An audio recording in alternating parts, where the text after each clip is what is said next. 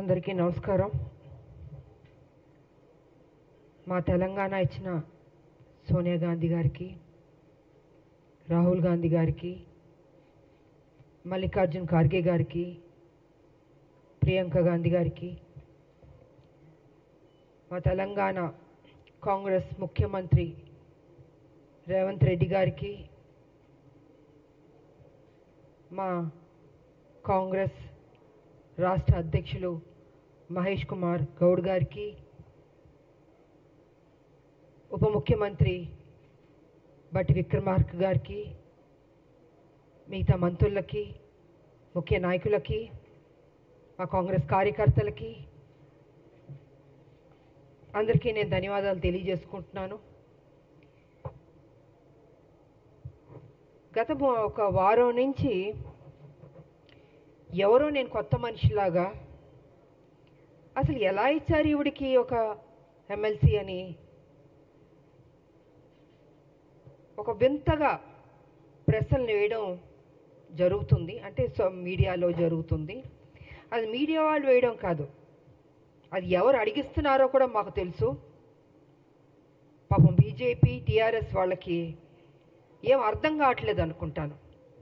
ఒక మహిళగా మీ రెండు పార్టీలకు నేను సేవలు అందించాను. మీరు సరైన నిర్ణయం తీసుకోకపోబట్టి మీ పార్టీని విడిచి నేను బయటికి వెళ్ళాను.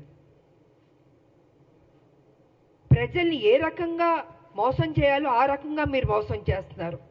సో ఈ రకంగా నేను బయటకు వచ్చి మనిషి నేను కష్టపడి ఒక మహిళగా కొట్లాడి నిజాయితీగా ఉంటే ఇవాళ ఒక ఎమ్మెల్సీ నాకు ఇచ్చినందుకు ఎందుకో మీకు అంత బాధ నాకు అర్థం కావట్లేదు.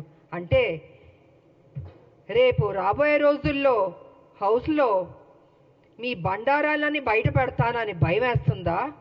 హార్ట్ అటాక్లు వస్తాయా మీకు నేను అడుగుతున్నాను. కేసీఆర్ గారు మీ పార్టీలో నా పార్టీని విలీనం చేయించుకున్నారు, తల్లి తెలంగాణ పార్టీని. మీరు నా ఎమ్మటి పడ్డారు కానీ నా పార్టీని విలీనం చేయమని నేను మీ పార్టీలోకి వస్తానని నేను అనలేదు. ఈ రకంగా మీరు నా విలీనం చేయించుకొని నా చేత పని చేయించి ఉద్యమాలు అన్నీ చేశాను, కష్టపడ్డాను. కానీ మీరేం చేశారండి? ఒక మహిళని ఏ కాంగ్రెస్ తెలంగాణ ఇస్తాం అని చెప్పడం జరిగిందో అదే రోజు రాత్రి ఏ మాత్రం గ్యాప్ ఇవ్వకుండా, సమయం ఇవ్వకుండా, ఆ ఆనందాన్ని నేను తీసుకోనివ్వకుండా 12ంటికి సస్పెండ్ చేశాడు కేసీఆర్. వాస్తవాలు మాట్లాడుకుందామండి. ఎందుకు వాస్తవాలు కప్పిపుడుచుకుంటారు? విజయశాంతికి సంబంధమే లేదా? తెలంగాణ విజయశాంతి పోరాడలేదా? ఫర్ కైండ్ ఇన్ఫర్మేషన్ 1998 నా రాజకీయ జీవితం మొదలైంది బీజేపీ నుంచి. ఇది అందరికీ తెలిసిన సత్యం. ఒక ఓటు 2 రాష్ట్రాలు అనబట్టే నేను వెళ్ళాను. కానీ వాళ్ళు అది నిలబెట్టుకోలేదు. అందుకే బయటకు వచ్చి తల్లి తెలంగాణ పార్టీ నడిపించాను. నేను ఒక మహిళగా ఆల్మోస్ట్ 4.5 to 5 years నేను ఉద్యమాలు చేశాను.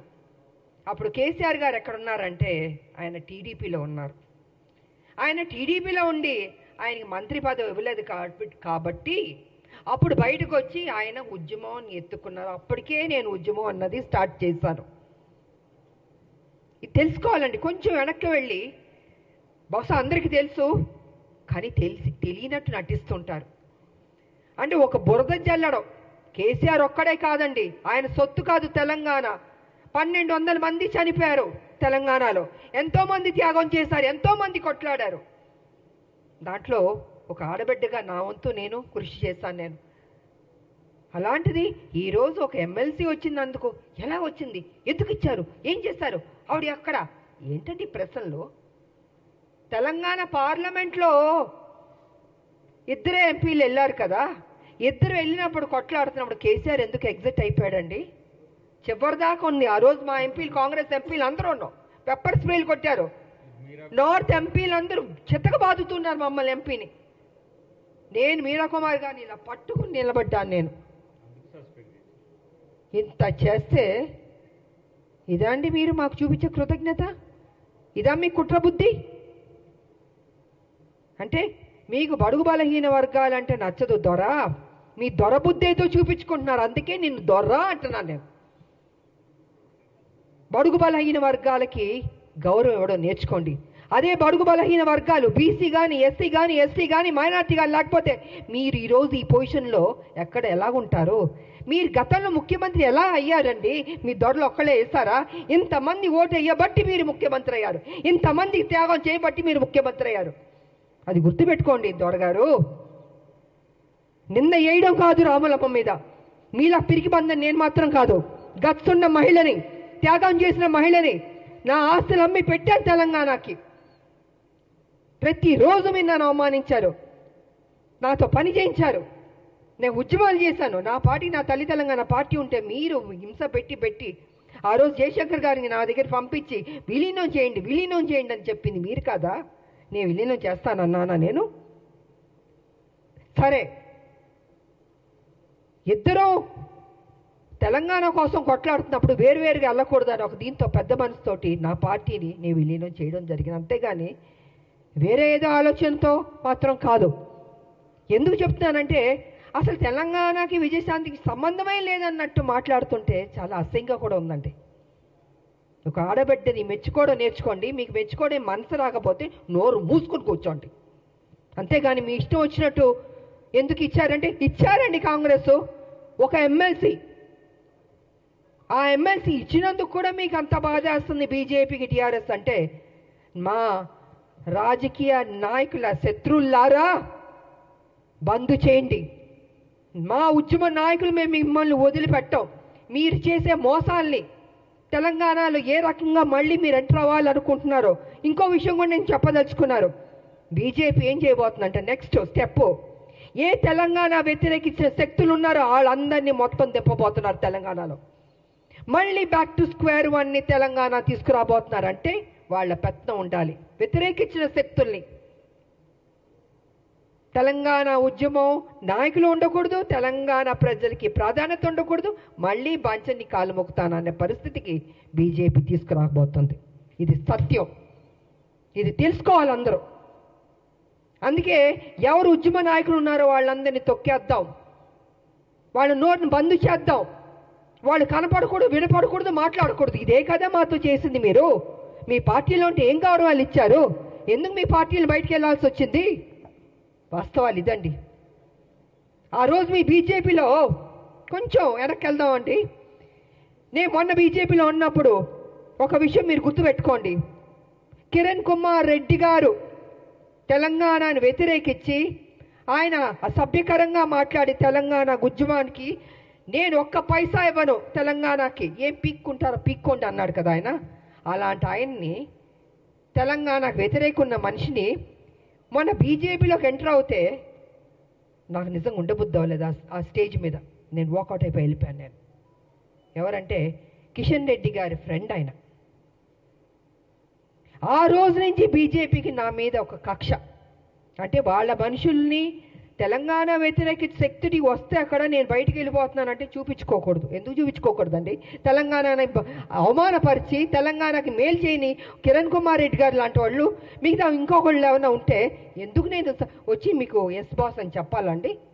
ఇలాగ అనేక కారణాలు ఉన్నాయండి. ఈ అనేక కారణాల వల్లే ఈరోజు విజయశాంతి మీద, రాములమ్మ మీద ఒక ఎమ్మెల్సీ ఇస్తే అయ్యో ఎందుకు ఇచ్చారు, ఎలా ఇచ్చారంటే పేపర్ వచ్చి ఇచ్చారండి. ఎలా ఇస్తారండి? సోనియా గాంధీ గారు ఇచ్చారు, అద్దంకి దయాకర్ గారికి ఇచ్చారు, నాకు ఇచ్చారు, శంకర్ నాయకర్ గారికి ఇచ్చారు. సో వాట్ అండి? కష్టపడ్డా అనుకుంటాం, కష్టపడ్డాం, ఆస్తులు అమ్మాం, తెలంగాణను కాపాడాం. ప్రతి నిమిషం కాపలా కుక్కలా మేము కాపాడుతామండి. కానీ మీరేం చేస్తున్నారు? 10 సంవత్సరాలు మీరు అధికారంలో ఉండి కేసీఆర్ గారు దోచుకోలేదా తెలంగాణ మొత్తం సొమ్ముని? ఇవాళ మీరు దోచుకోబట్టే కదా ఈ పరిస్థితి వచ్చింది. అది విడిచిపెట్టి కాంగ్రెస్ మీద నిందలేయడం, ఆయన చేసిన తప్పులు చెప్పడు, 7 లక్షల కోట్లు ఎలా తిన్నాడో అని ఖర్చు అయిందో చెప్పడు, ఎలా అప్పయింది చెప్పండి. నేను కూడా నా పార్టీ నేను అడుగుతున్నాను, సీరియస్గా తీసుకోవాలి సార్. మనం విడిచిపెట్టకూడదు. దీన్ని ఎంత దూరం వరకు తీసుకెళ్ళా? 7 లక్షల కోట్ల అప్పు ఎలాగైంది చెప్పమనండి. దాటవేయడం కాదు, నా మనిషిని మాత్రం విడిచిపెట్టకూడదు. నువ్వు ఉద్యమాలని చెప్పి నీకు చేతిలో తెలంగాణ పెడితే నువ్వేం చేస్తావు? 7 లక్షల 1 మినిట్ సార్, 7 లక్షల కోట్లు అప్పులు చేస్తామండి. మిగులు బడ్జెట్ నుండి అప్పులు రాష్ట్రంగా ఎందుకు వెళ్ళింది? ఎక్కడెక్కడి నుండి డబ్బులు తింటాం? కాళేశ్వరం దగ్గర నుంచి, ల్యాండ్ల దగ్గర నుంచి. నేను పిల్లు కూడా వేసాను, కొన్ని ల్యాండ్లు అమ్మేస్తుంటే పిల్లు వేసానండి నేను. ఇలా ఎన్నో జరిగినాయండి. అందుకే వాళ్ళు చెప్తున్నాను నేను, కేసీఆర్ వాస్తవాలు నువ్వు మాట్లాడాలి. సమయం దగ్గర పడింది. నువ్వు చేసిన తప్పులు చెప్పాల్సిందని మేము విడిచిపెట్టాం, డెఫినెట్గా విడిచిపెట్టామండి. మా రాష్ట్రం మేము కష్టపడి తెచ్చుకున్న రాష్ట్రం, నా ప్రజలు బాగుండాలని కోరుకున్న వాళ్ళం మేము. ఉద్యమకారులకు మాకు నిత్యం మా ప్రజలు బాగుండాలి, మేలు జరగాలని ఆలోచిస్తూనే ఉంటాం మేము. ఇంతకు మించి మాకు అయ్యా ఉంటుందండి. కాబట్టి నా పార్టీని రిక్వెస్ట్ చేసేది ఏంటంటే విడిచిపెట్టకూడదు సార్. మనం ఎట్టి పరిస్థితుల్లో కేసీఆర్ చేసిన అప్పును మొత్తం ఒక్కొక్కటిగా బయట పెట్టాలి. ఏదో నామకే వాస్తే మనం మాట్లాడడం లేదా వదిలేయడం కాదు, తవ్వాలి, బయటికి తీయాలి వాస్తవాన్ని. ఇది నేను ఈ సందర్భంగా తెలియజేసుకుంటూ, ఈరోజు మాకు ఎమ్మెల్సీ దాంట్లో మేము అడుగుపెట్టబోతున్నాం. కాబట్టి మాకు మరొకసారి మా హైకమాండ్కి నేను కృతజ్ఞతలు తెలియజేసుకుంటూ, రేపు హోలీ కాబట్టి అందరికీ హోలీ శుభాకాంక్షలు కూడా తెలియజేసుకుంటూ,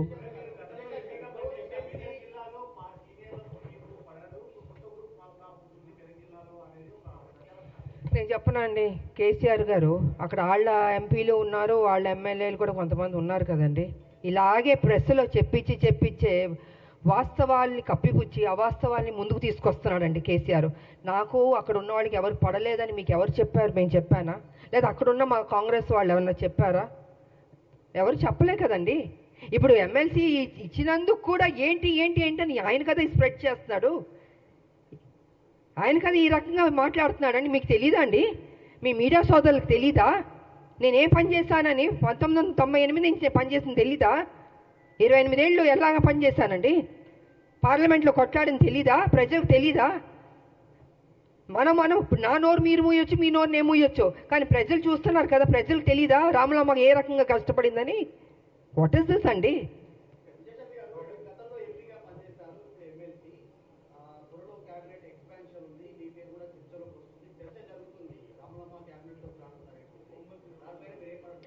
సార్ నాకు అది తెలియదండి, నాకు నిజంగా తెలీదు. నాకు హైకమాండ్ ఈ బాధ్యత ఇచ్చింది. మా ముఖ్యమంత్రి గారు కావచ్చు, మహేష్ కుమార్ గౌడ్ గారు కావచ్చు, ఇంతమంది ఎంతో ఆప్యాయతగా నన్ను పార్టీలో ఆహ్వానించారు, నాకు ఈ బాధ్యత ఇచ్చారు. డెఫినెట్గా నేను పనిచేయడం అండి, ఇన్ని సంవత్సరాలు నేను పనిచేస్తూనే ఉన్నాను తెలంగాణకి. ఇది ఒక బాధ్యత, ఇది ఒక నాకు ఉద్యోగం అనుకుంటున్నానండి, వేరే ఇంక నేనేం అనుకోవట్లేదు. ఈ ఉద్యోగానికి ప్రతిపక్షాల నోర్లు ముయించాలి, వాళ్ళు చేసిన తప్పుల్ని ప్రజలకు తెలియజేయాలి, ఏ రకంగా లూటీ చేశారో అది బట్టబయలు చేయాలన్నదే నేను కోరుకుంటున్నాను. అంతకంటే నా మైండ్లో ఏమీ లేదు, అసలు నా మైండ్లో ఏ ఆలోచన లేదు, అసలు ఇది కూడా ఆలోచన లేదు. అన్నీ ఒక్కొక్క బ్రేకింగ్ న్యూస్లో వస్తుంటే నేనే చూస్తూ ఉన్నాను, మీతో పాటు నేను చూస్తున్నాను. నేను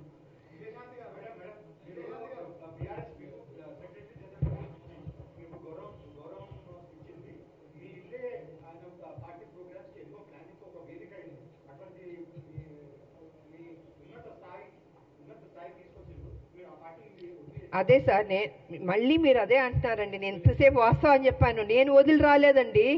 కాంగ్రెస్ తెలంగాణ ఇస్తున్నాం అని చెప్పగానే అదే రోజు రాత్రి 12ంటికి నన్ను సస్పెండ్ చేశాడు, కారణమే లేదు. ఆయన అడగండి ఎందుకు చేశారు మీరు? రాములమ్మని కష్టపడింది కదా, బై ఎలక్షన్స్ కష్టపడింది, కొట్లాడింది.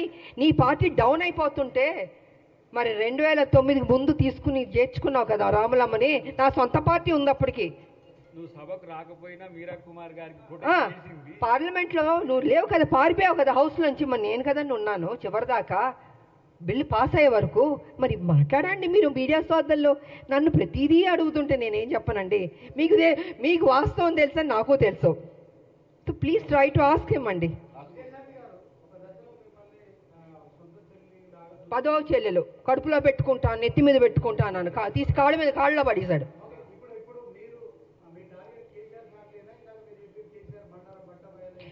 అవునండి, ఇప్పుడు కాదు సార్ నేను అంటుంది, కేసీఆర్కి బాధ్యత లేదండి. డబ్బు తిన్నాడు కదా, 1,00,000 కోట్లు, లక్ష లేని వాడు 1,00,000 కోట్లు తిన్నాడని గతంలో చెప్పాను. గత 6-7 సంవత్సరాల నుంచి 5 లక్షల కోట్లు అప్పుకి వెళ్తుంటే 5 లక్షలు కాదు బాబో 7 లక్షలకి వెళ్ళింది. అడగండి అంటే ఇవాళ లెక్క తీస్తే 7 లక్షల కోట్లకి వెళ్ళిపోయింది అప్పు. మరి చెప్పాలా చెప్పకూడదండి? ఆయన చేసిన తప్పుని చెప్పకుండా ఎంతసేపు కాంగ్రెస్ని పుచ్చుకుని మీరు తప్పు చేస్తారు ఏం చేస్తావు? నువ్వు చేయబట్టి తప్పే కదా, నువ్వు చేయబట్టి అప్పే కదండి. ఇవాళ అవస్థ పడుతున్నారు, ప్రతిదానికి ఇబ్బంది అవుతుందండి.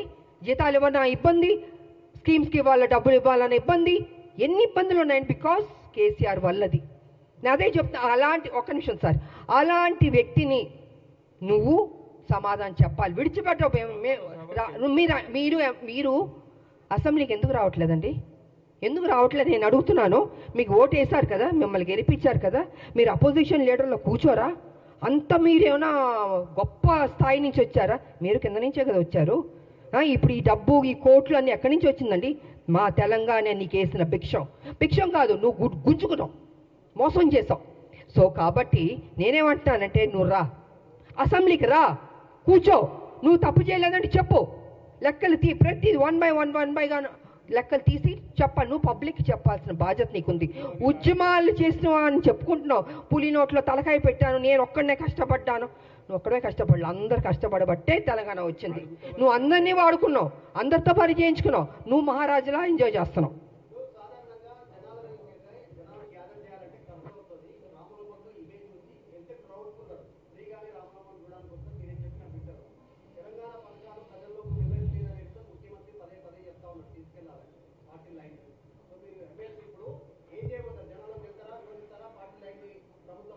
ఏమండి, కాదండి, ఇన్ని సంవత్సరాల నుంచి మేము ప్రజల్లోనే ఉన్నామండి. కేసీఆర్ లాగా ఏసీ రూమ్లో పడుకోలేదు.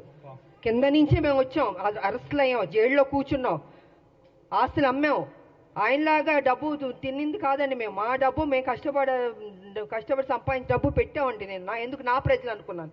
నేను ప్రజల్ని ప్రేమించాను, కానీ కేసీఆర్ ఇప్పుడు ప్రజల్ని ప్రేమించలేదు. ప్రజల దగ్గర దోచుకుందాం, ఉద్యమం పేరు చెప్పి అనేది చేసుకున్నాడు. అదే జరిగింది. ఇవాళ నేను రాను, అయ్యో మా నాన్న రాడు, అసెంబ్లీకి ఎందుకు రాడంటున్నా, నేను రా అంటే భయమా? అప్పుడు తప్పు చేసావనే కదా నువ్వు. అవునా కాదా చెప్పండి సీనియర్, అవునా కాదా? మీరు అడగాలి అన్న. మీరు అడగకపోతే ఎలాగా?